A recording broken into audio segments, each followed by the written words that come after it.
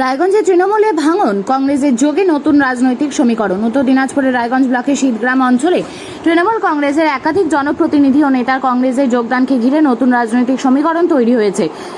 জেলা কংগ্রেস কার্যালয়ে জেলা সভাপতি মোহিত সেনগুপ্তর উপস্থিতিতে এই যোগদান কর্মসূচি অনুষ্ঠিত হয়। কংগ্রেসের দাবি, শীতগ্রাম অঞ্চলের উপপ্রধান ইফতেখার আলী, পঞ্চায়েত সমিতির সদস্য রুলা লাইলা, মারিফা খাতুন এবং তৃণমূলের বেশ কয়েকজন কংগ্রেসে যোগ দেন। এদিন জেলা সভাপতি মোহিত সেনগুপ্ত বলেন, আমরা আগেই বলেছিলাম তৃণমূল কংগ্রেস সরকারে না থাকলে দলটি টিকবে না। নতুন সরকার গঠনের পর মাত্র 15 দিনের মধ্যেই তৃণমূল কার্যত ধূলিসাৎ হয়ে গিয়েছে। কংগ্রেস নেতা লিয়াকত আলী কটাক্ষ করে বলেন, যারা আজ কংগ্রেসে ফিরেছেন তাদের রাজনৈতিক শিকড় একসময় কংগ্রেসেই ছিল। দীর্ঘদিন তৃণমূলে থাকার পর তারা নিজেদের ভুল বুঝতে পেরে আবার কংগ্রেস পরিবারে ফিরে এসেছেন। আমরা তাদের স্বাগত জানাই। অন্যদিকে কংগ্রেসে যোগদানকারী শীতগ্রাম অঞ্চলে উপপ্রধান ইফতেখার আলী বলেন, বিজেপি সরকার আঞ্চলিক দলগুলিকে দুর্বল করে দিয়েছে। আমরা দেখেছি রাহুল গান্ধী ওই পরিস্থিতির বিরুদ্ধে ধারাবাহিকভাবে লড়াই করছেন। সেই আদর্শে অনুপ্রাণিত হয়েই আমরা কংগ্রেসে যোগদান করেছি। এবং কোথা থেকে এসেছেন? আমার নাম ইফতেখার আলী, আমি 7 নং শীতগ্রামের উপপ্রধান এবং অঞ্চল তৃণমূল কংগ্রেসের অঞ্চল প্রেসিডেন্ট ছিলাম। দীর্ঘদিন বাদে কংগ্রেসে যোগদান করলেন, কি কারণে? কারণ হচ্ছে, যেভাবে গোটা ভারতবর্ষে আঞ্চলিক দলগুলোকে বিজেপি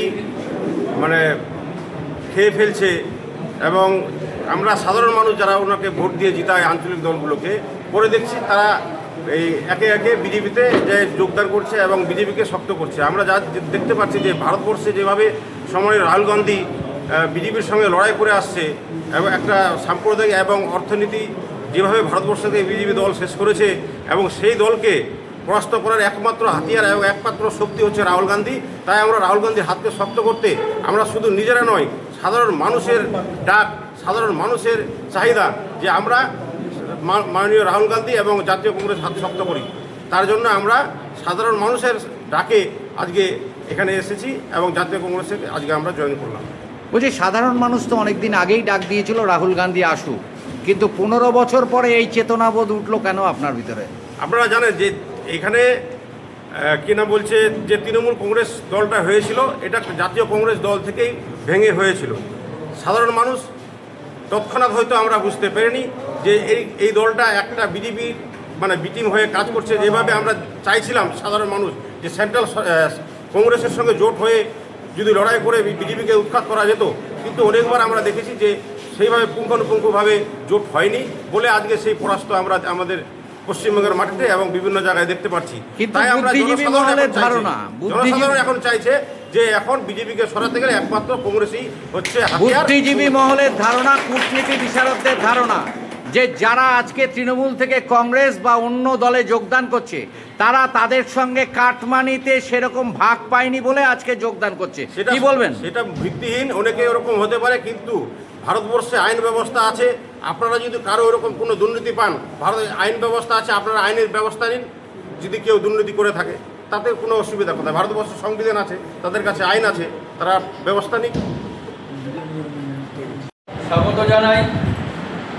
আমরা আশা করব আগামী দিনে আপনারা আপনাদের মন এবং প্রাণ একসঙ্গে করে জাতীয় কংগ্রেসের যে আদর্শ, নীতি, ধর্মনিরপেক্ষতা, এই যে 4টি বিষয়, একে অবলম্বন করে শৃঙ্খলাবদ্ধভাবে দেশের এবং দশের কাজে নিজেদেরকে নিয়োজিত করবেন, জাতীয় কংগ্রেসকে এগিয়ে নিয়ে যাবেন। আগামী দিন রাহুল গান্ধী আমাদের প্রধানমন্ত্রী হবেন। এই বার্তা নিয়ে আপনার অঞ্চলে আপনারা যাবেন, সেখানে সংগঠনকে মজবুত করবেন, বুথকে আরও সংগঠিত করবেন, যাতে আগামী পঞ্চায়েত আমাদের দখলে আসে। আমাদের নিরাপদ সাহেব বললেন যে 2018 পর্যন্ত আমাদের 1997 থেকে 77 থেকে 2018 পর্যন্ত আমাদের শীতগ্রাম পঞ্চায়েত আমাদের দখলে ছিল। আমরা সেখানে বরাবর জয়লাভ করে এসেছি, মানুষ আমাদের সঙ্গে ছিলেন। আগে পরিচয় পর্বটা শেষ করছি। আমরা এখানে যারা আছি আমাকে তো চেনার সবাই, পঞ্চায়েত সমিতির প্রাক্তন সভাপতি, বর্তমানে হলো রায়গঞ্জ ব্লক কংগ্রেসের আমি হলাম সভাপতি। আর আমার কার্যকরী সভাপতি হলো উত্তম এবং রায়গঞ্জ পঞ্চায়েত সমিতির কিন্তু মেম্বার, আপনারা নিশ্চয়ই দেখেছেন। পঞ্চায়েত সমিতির কংগ্রেসের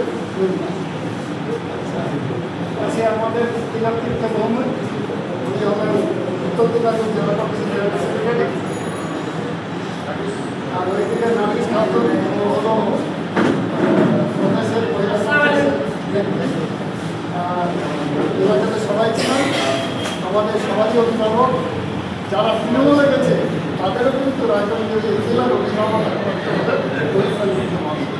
ওনাদের নাম হলো হয়েছিল হয়তো শুনছেন, আপনাদের বাংলা সমাজে নিজে হয়তো শুনেছেন।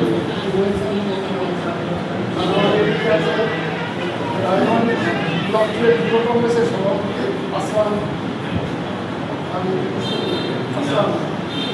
আচ্ছা, আমাদের ওই দিক থেকে আমাদের দীর্ঘদিনের আমাদের